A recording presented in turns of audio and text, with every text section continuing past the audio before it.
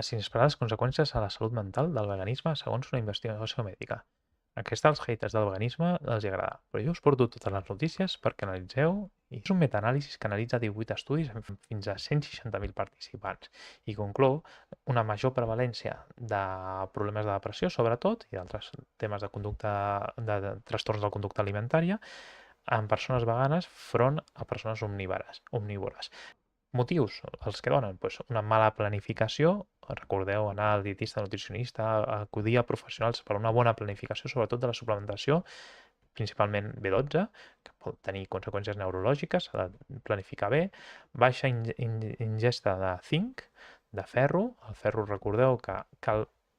té una pitjor absorció al ferro vegetal, però que hi ha maneres de millorar l'absorció, això ho heu de veure amb el vostre metge o especialment nutricionistes, dietistes nutricionistes,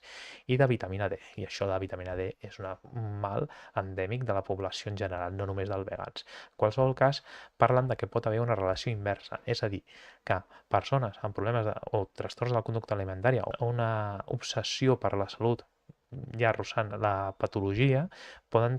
passar al veganisme per una qüestió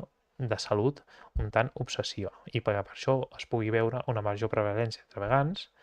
amb trastorns depressius o trastorns de conducta alimentària.